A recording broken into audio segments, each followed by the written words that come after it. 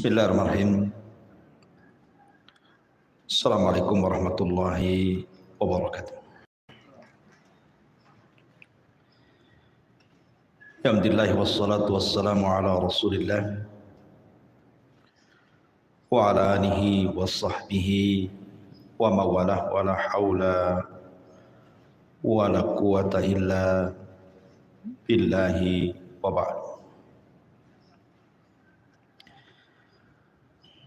Alhamdulillah, di pagi menjelang siang ini kita bisa melanjutkan kajian dari Kitab Tauhid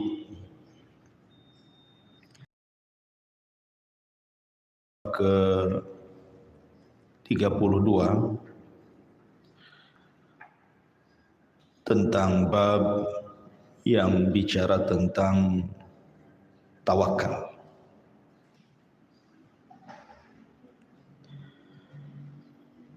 Ma'asyiral muslimat yang dimuliakan Allah Subhanahu wa taala. Bab tawakal ini adalah bab yang sangat penting sekali untuk kita kaji. Karena bab ini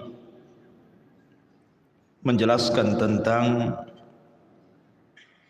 hakikat tauhid yang sesungguhnya, di mana hakikat tauhid yang sesungguhnya adalah seseorang menyandarkan diri kepada Allah Subhanahu wa taala.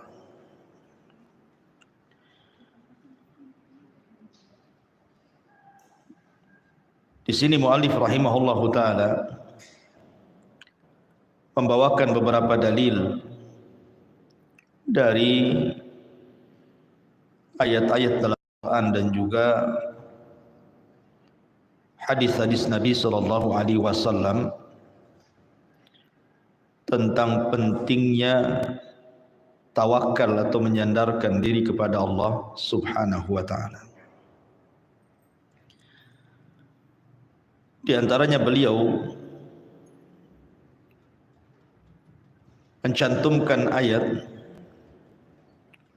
qaulullah ta'ala wa 'alallahi fatawakkalu in kuntum mu'minin. Maka kepada Allah lah kalian bertawakal jika kalian betul-betul beriman. Ayat ini menunjukkan bahwa keimanan seseorang itu ditentukan dengan tawakal. Semakin kuat tawakalnya kepada Allah Azza wa Jalla, berarti semakin kuat imannya kepada Allah. Semakin lemahnya tawakal dia kepada Allah, berarti semakin lemahnya imannya dia kepada Allah Subhanahu wa taala.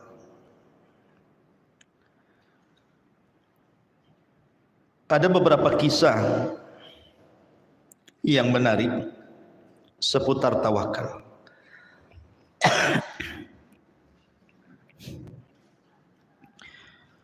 Namun sebelumnya kita akan mengetahui apa itu tawakal. Tawakal secara bahasa adalah al-i'timadu 'alal ghairi fi amrin ma. Seseorang menyandarkan kepada orang lain pada perkara tertentu. Itu secara bahasa. Adapun secara istilah, sidqu i'timadil qalbi 'ala Allah Ta'ala fi istijlabi al-masalihi wa daf'il madari min umuri dunya wal akhirah. Sidqu i'timadil qalbi, kejujuran penyandaran hati ala Allah kepada Allah di dalam meraih maslahah-maslahah dan juga mencegah madarat-madarat dari perkara-perkara dunia ataupun akhirat. Dari definisi ini kita tahu bahwa tawakal adalah menyandarkan secara mutlak hati kita kepada Allah Subhanahu wa taala di dalam meraih sebuah manfaat ataupun mencegah sebuah madarat.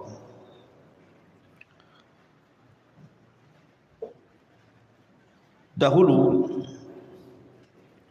ada satu kisah yang cukup menarik.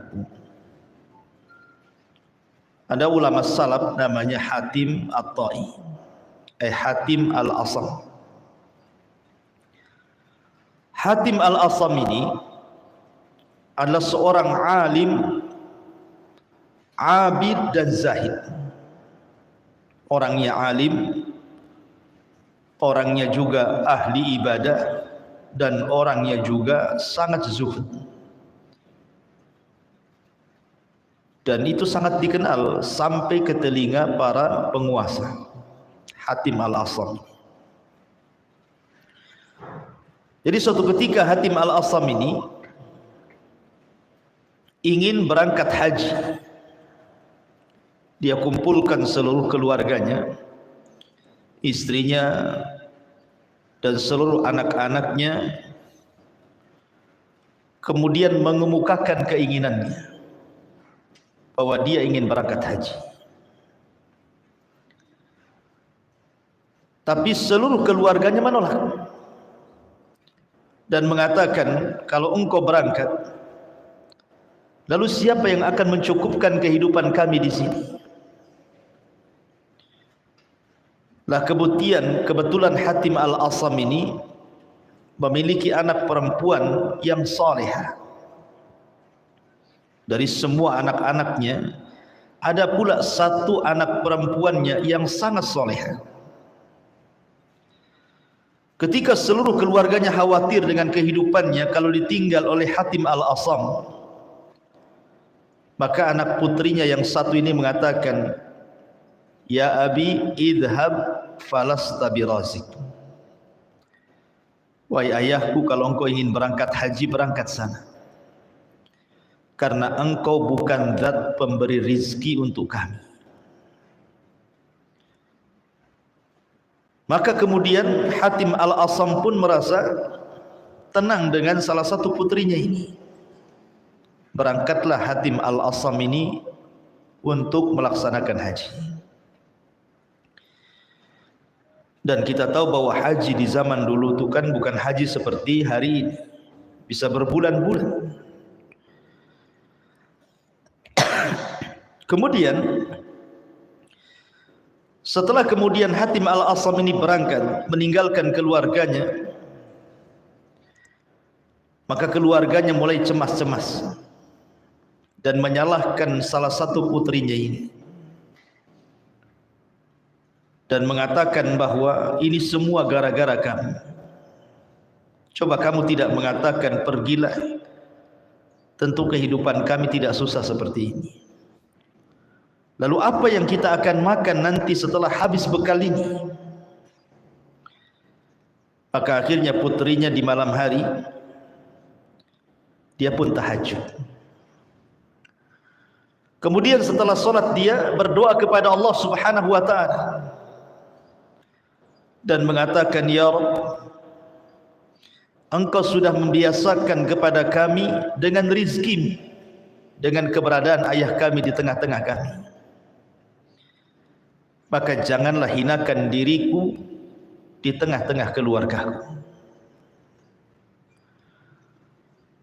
Ma'asyiral muslimin yang dimuliakan Allah Azza wa Jalla, rupanya doa sang putri Hatim Al-Asam ini melesat ke langit dan didengar oleh Allah Subhanahu wa ta'ala. Kebetulan pemimpin daulah di zaman itu sedang berputar-putar melihat-lihat daerah bersama para pejabat dan para prajuritnya. Kemudian tiba-tiba sampai di depan rumahnya Hatim Al-Asam ini. Tiba-tiba sang raja, sang khalifah atau sang penguasa bersin dengan sangat keras sekali. Kemudian sang raja mengatakan kepada salah satu ajudannya, tolong carikan air untukku. Akhirnya sang ajudan pun kemudian mencari rumah yang bisa dimintai air untuk minum. Rupanya ajudan ini sampai pula di rumah Hatim Al-Asam ini. Kemudian dengan senang hati keluarga Hatim Al-Asam pun memberi air bersih untuk diberikan minum kepada penguasa tadi. Setelah minum, subhanallah, tiba-tiba kemudian dia merasa segar, sehingga merasa heran minuman yang ia minum itu kok menyegarkan badannya. Akhirnya sang penguasa mengatakan, ini air dari mana kau ambil? Maka sang ajudan mengatakan, dari rumah yang katanya namanya adalah Hatim Al-Asam.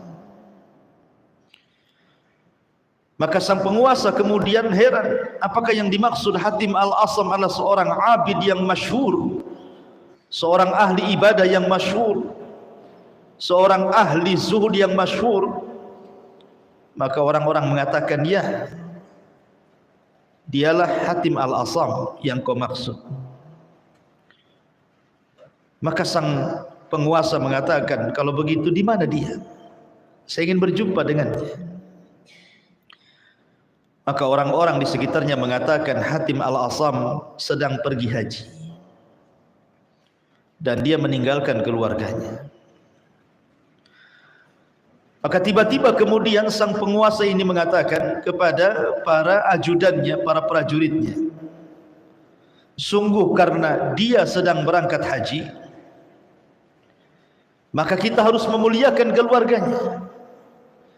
Kemudian sang penguasa pun mengeluarkan beberapa uang dinar, kemudian mengatakan, maka siapa yang mencintai diriku, kalian harus mengikuti apa yang kulakukan. Akhirnya kemudian para ajudan raja yang lainnya pun mengeluarkan uang dinar, kemudian dikumpulkan, kemudian diserahkan kepada keluarga Hatim Al-Asam ini. Maka dia mendapatkan harta yang paling banyak yang ada di kampung itu. Lihat bagaimana Allah Subhanahu wa taala mengabulkan doa anak putri Asam ini, Hatim Al-Asam ini. Kemudian setelah sang penguasa pergi bersama ajudan yang lainnya, tiba-tiba kemudian anak perempuan Hatim Al-Asam ini menangis. Kemudian keluarganya mengatakan, ya fulanah, kenapa kau menangis? Kita mendapatkan harta banyak dari penguasa. Kemudian anak putrinya mengatakan kepada keluarganya, subhanallah, ada seorang makhluk yang memandang kita, kemudian kasihan dengan kita, kemudian dia pun memberikan kekayaan kepada kita. Ini baru satu makhluk. Bagaimana kalau yang memandang kita bukan makhluk, tetapi Khalik, Allah Subhanahu wa ta'ala? Maka kekayaan mana lagi yang lebih melimpah dibandingkan yang Allah anugerahkan kepada kita? Dari kisah ini, Bu, kita diajarkan tawakal namanya. Wa man yatawakkal 'ala Allah fahuwa hasbu. Barang siapa yang bertawakal kepada Allah, maka cukuplah Allah sebagai pelindung kita. Tidak perlu khawatir. Kemudian kisah yang lain,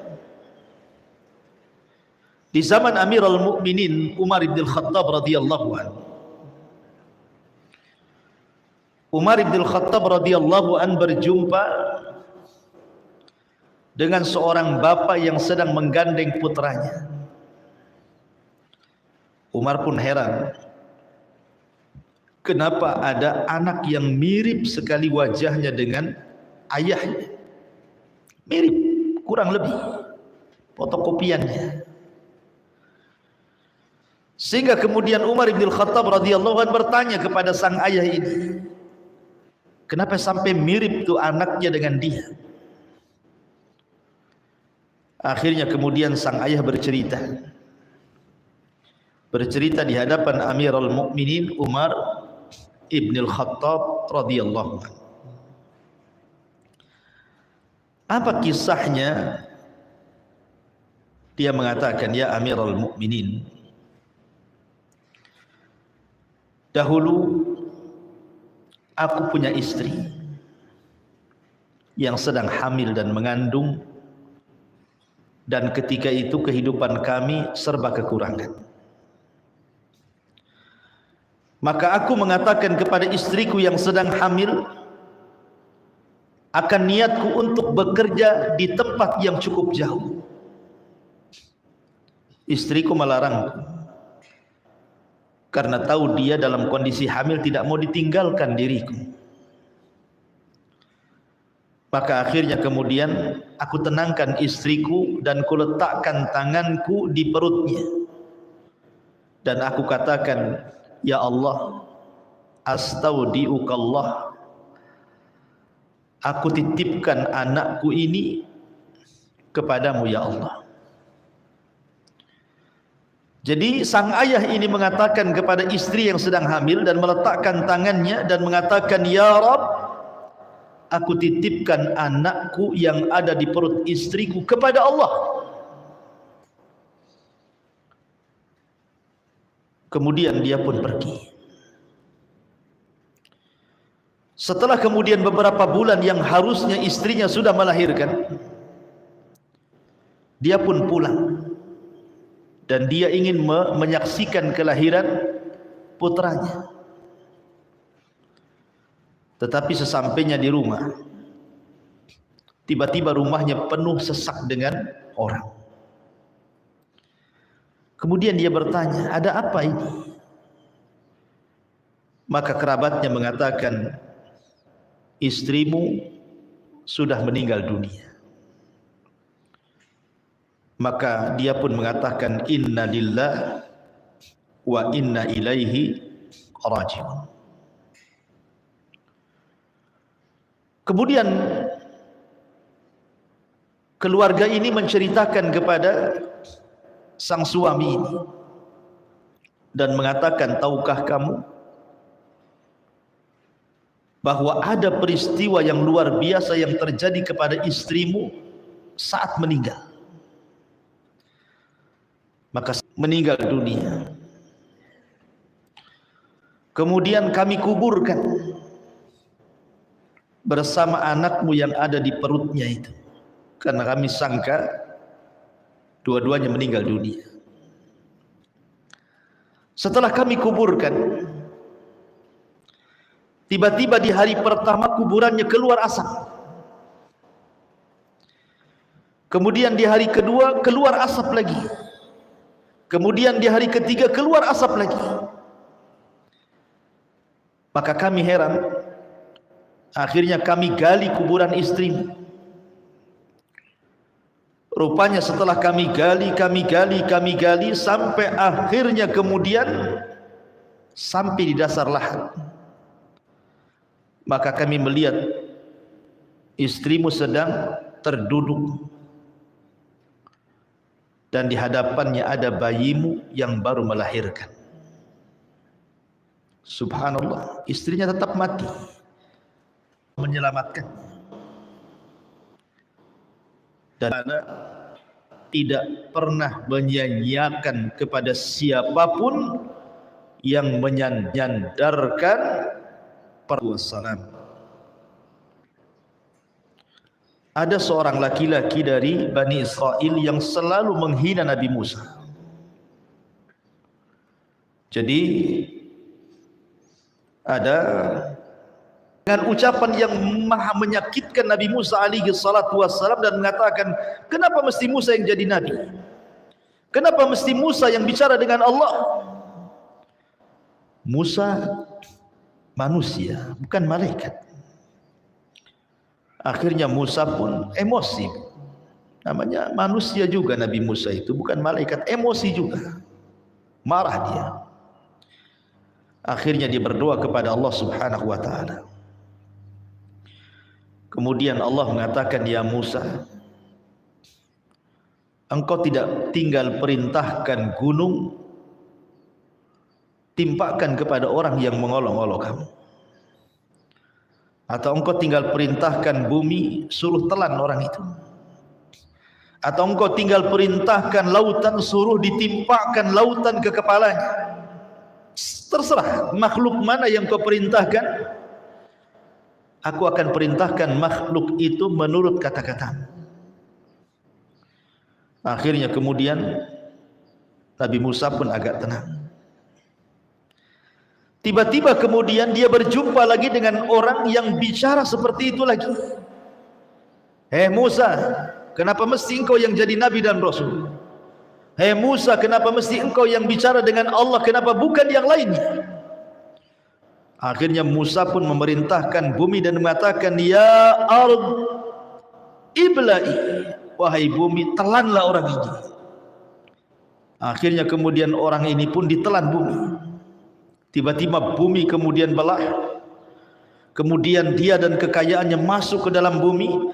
Kemudian dia mengatakan, "Ya Musa, aku bertobat. Aku tidak akan mengolok-olok kamu, tapi selamatkan aku." Maka Musa mengatakan, "Wahai bumi, telan dia." Akhirnya dia semakin dalam ke dalam bumi dan dia berteriak-teriak, "Ya Musa, tolong aku." Sampai akhirnya bumi pun menenggelamkan dirinya dan seluruh kekayaannya. Wa khasafna bihi wa bidarihil arda. Kami tenggelamkan dia dan seluruh kekayaannya ke dalam bumi. Kemudian Allah katakan kepada Musa, "Ya Musa, kalau seandainya dia yang ditenggelamkan diriku mengucapkan ya Allah bukan ya Musa, niscaya aku akan selamatkan dia. Kalau seandainya dia mengucapkan ya Allah bukan ya Musa, niscaya aku akan selamatkan dia. Tapi karena dia memanggil-manggil Musa bukan memanggil-manggil Allah, maka dia tidak selamat." Dari sini kata para ulama, lihat, siapapun yang meminta kepada Allah, menyandarkan diri kepada Allah, tawakal kepada Allah, ya Rabb, maka pasti Allah Subhanahu wa taala akan menjadi pelindungnya. Lah inilah hakikat daripada tawakal namanya. Ini kisah-kisah tadi itu bicara tentang hakikat tawakal. Nabi SAW mengatakan, "Lau antum tatawakkaluna 'ala Allah haqqa tawakkuli laruziktum kama yurzaqut tayr." Kalau kalian betul-betul tawakal kepada Allah Subhanahu wa taala, niscaya kalian akan diberikan rizki seperti burung Allah berikan rizki. Yaghdu himasan, taghdu himasan wa taruhu bitana. Dia pergi dalam kondisi lapar, pulang dalam kondisi kenyang. Begitulah hakikat daripada tawakal.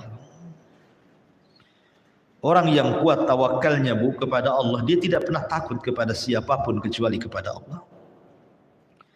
Tetapi orang yang kurang tawakalnya kepada Allah, pasti dia banyak takutnya.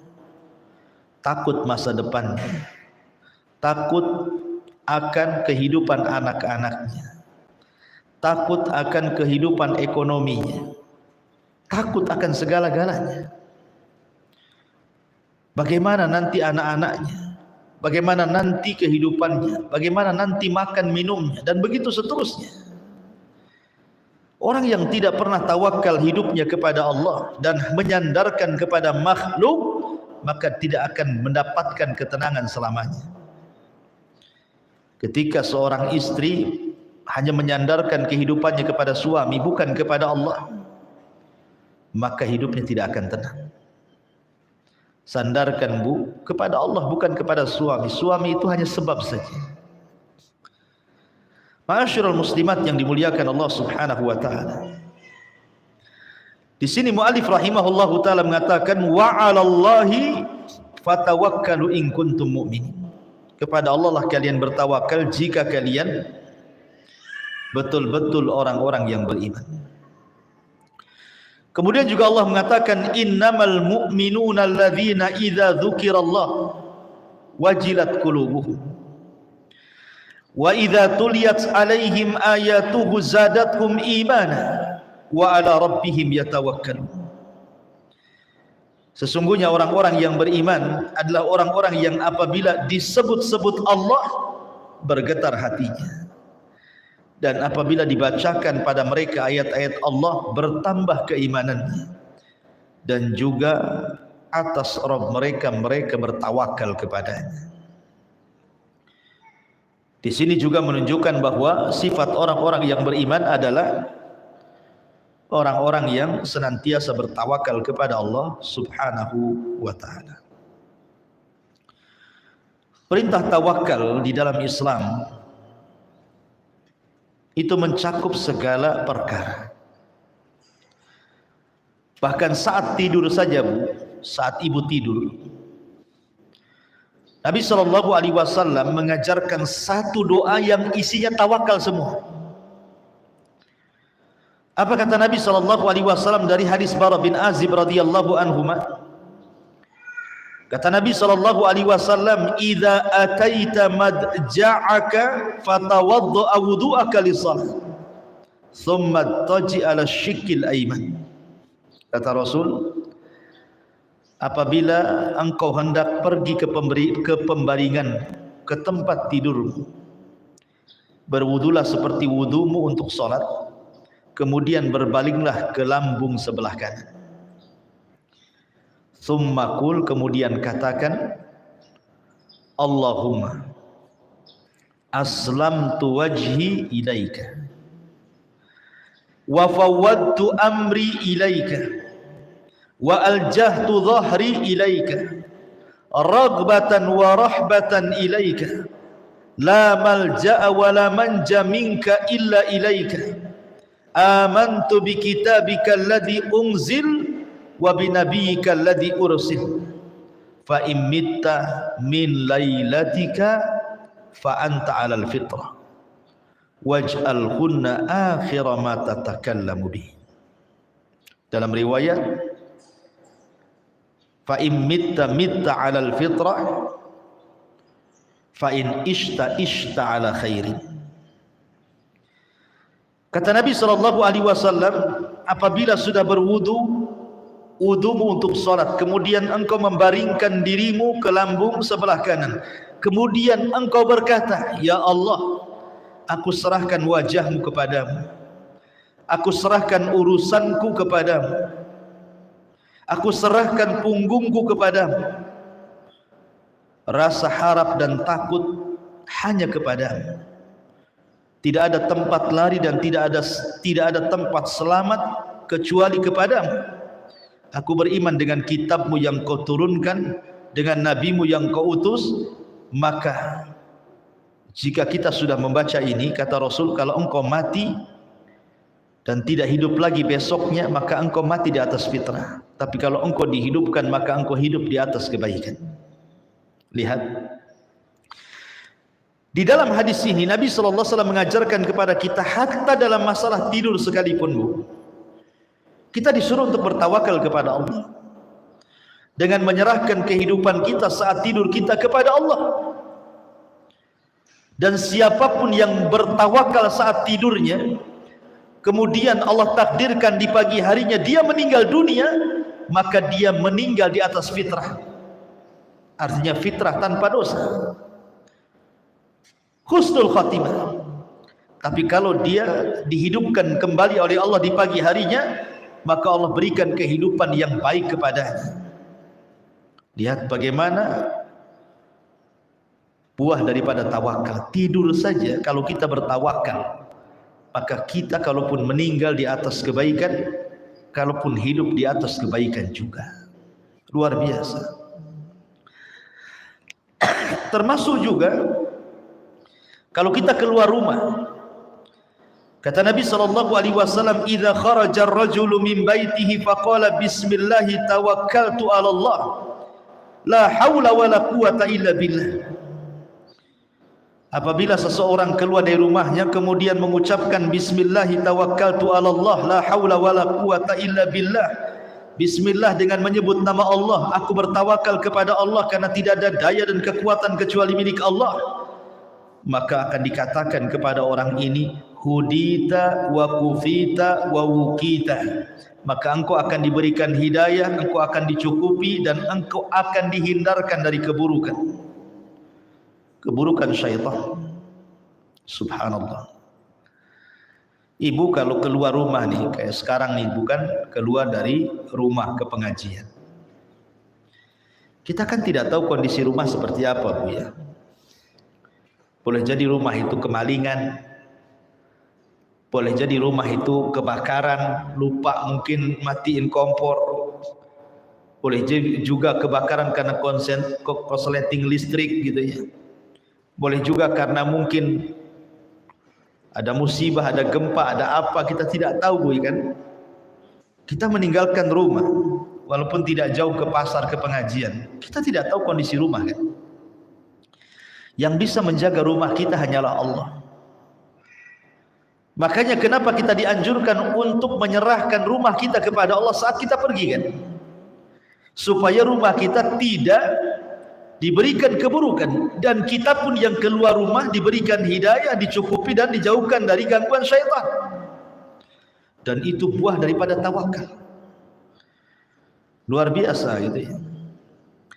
Ma'asyiral muslimat yang dimuliakan Allah Azza wa Jalla. Kemudian Allah juga mengatakan, ya ayyuhan nabi hasbukallah wa manittaba'aka minal mu'minin. Wahai nabi, cukuplah untukmu Allah sebagai pelindungmu dan orang yang mengikutimu dari orang-orang yang beriman. 3 ayat pertama ini dicantumkan oleh mu'alif rahimahullahu ta'ala dalam bab tawakal, menunjukkan bahwa tawakal itu ada erat kaitan dengan keimanan. Gitu ya, Bu ya.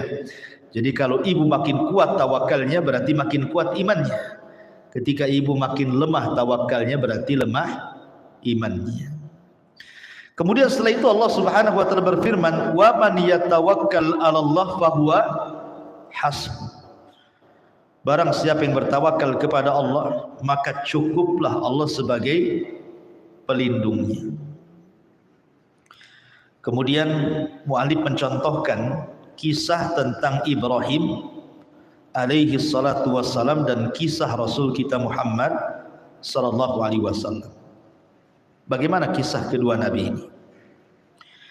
Dikisahkan dari Abdullah ibn Abbas radhiyallahu anhu maqala, hasbunallah wa ni'mal wakil. Qalaha Ibrahim sallallahu alaihi wasallam hina ulqiya finnar. Wa qalaha Muhammadun sallallahu alaihi wasallam hina qalu lahu innan nasa qad jama'u lakum fahshawhum fazadahum imana wa qalu hasbunallah wa ni'mal wakil. Rawahul Bukhari wa Muslim. Dari Abdullah ibn Abbas radhiyallahu anhu mengatakan, cukuplah Allah sebagai pelindung kami karena dia sebaik-baik pelindung. Kata-kata ini hasbunallah wa ni'mal wakil diucapkan Ibrahim ketika dia dilempar ke dalam api. Dan diucapkan oleh Muhammad sallallahu alaihi wasallam ketika dikatakan kepadanya sesungguhnya manusia sudah berkumpul hendak menyerang. Takutlah kepada mereka. Maka bertambahlah keimanan dan mengatakan cukuplah Allah sebagai pelindung kami karena dia sebaik-baik pelindung. Jadi begini kisahnya. Ketika Ibrahim alaihi salatu wassalam diponis oleh penguasa Babil gara-gara menghancurkan berhala-berhala di zaman itu dengan ponis dibakar hidup-hidup. Maka sang penguasa Babil kemudian memerintahkan agar setiap rumah menyumbangkan 1 ikat kayu. Akhirnya kemudian kayu itu dikumpulkan di depan istana sehingga membumbung sampai setinggi istana. Maka mulailah dibakar kayu itu sampai kemudian apinya melebihi besarnya dan tingginya istana. Saking besarnya api itu. Kemudian Ibrahim alaihi salatu wassalam mulai dilempar dari manzani ke kobaran api itu. Saat melayang-layang Ibrahim di antara ketapel besar dan juga bara api yang siap menelannya, tiba-tiba para malaikat sudah siap untuk menolong Ibrahim. Bahkan pemimpin para malaikat Jibril dan juga Mikail menawarkan pertolongannya. Kemudian dikatakan kepada Ibrahim oleh malaikat ini, "Ya Ibrahim, mintalah pertolongan kepadaku," kata Jibril. Tetapi Ibrahim mengatakan, "Amma ilaika fala wa amma ilallahi fabala." Adapun harus meminta pertolongan kepadamu wahai Jibril, wahai Mikail, wahai para malaikat, tidak. Aku tidak akan meminta pertolongan kepada malaikat manapun. Tetapi kalau harus meminta pertolongan kepada Allah, kata Ibrahim, amma ilallah fabala. Adapun kepada Allah, ya. Aku hanya meminta pertolongan kepada Allah Subhanahu wa taala. Kemudian Ibrahim mengatakan, hasbunallah wa ni'mal wakil. Cukuplah Allah sebagai pelindungku dan dialah sebaik-baik pelindung. Ketika Ibrahim mengucapkan kalimat ini saja, maka Allah katakan kepada Ibrahim, "Qul ya naru kuni bardan wa salaman ala Ibrahim." Ya Ibrahim, katakan kepada api, wahai api, jadilah dingin, selamatkan Ibrahim. Jadilah dingin, selamatkan Ibrahim. Akhirnya kemudian setelah api menelan Ibrahim, ada yang mengatakan 3 hari, ada yang mengatakan 40 hari, wallahu a'lam. Setelah api padam, tiba-tiba kemudian manusia melihat rupanya Ibrahim masih hidup. Lihat bagaimana thamratu at-tawakkal. Ini disebut dengan buah daripada tawakal. Allah selamatkan Ibrahim karena tawakal dia kepada Allah Azza wa Jalla. Karena belum tentu kalau dia menyandarkan kepada para malaikat dia selamat. Tapi ketika dia menyandarkan kepada Allah zat penyelamat, maka Ibrahim pun diselamatkan. Lah ucapan yang sama, hasbunallah wa ni'mal wakil, itu pun diucapkan kepada Nabi oleh Nabi SAW saat Rasul mengalami kekalahan perang di perang Uhud. Kan perang Uhud itu kan kaum muslimin kalah. Rasul dihabarkan mati tetapi masih hidup. Akhirnya kemudian kaum muslimin banyak yang tunggang langgang lari dalam perang Uhud ini. Kemudian para sahabat pun setelah mengalami kekalahan, mereka pulang ke kota Madinah. Karena orang-orang musyrik Arab ini, Quraisy ini merasa bangga menang, mengalahkan Rasul dan pasukannya. Akhirnya kemudian dia ingin menghabisi Rasul dan pasukannya dengan mengirim pasukan yang jauh lebih besar dan ingin menyerang mereka di sebuah tempat namanya Hamrul Asad. Kemudian Abi Sufyan sebagai pemimpin mengatakan kepada seseorang yang dihantarkan untuk mengantarkan berita kepada Rasul, katakan kepada Muhammad bahwa kami orang-orang kafir Quraisy sudah menyiapkan pasukan besar untuk menyerang kedua kalinya setelah Uhud. Maka dihabarkan kepada Rasul bahwa orang-orang Quraisy sudah berkumpul dengan pasukan yang besar.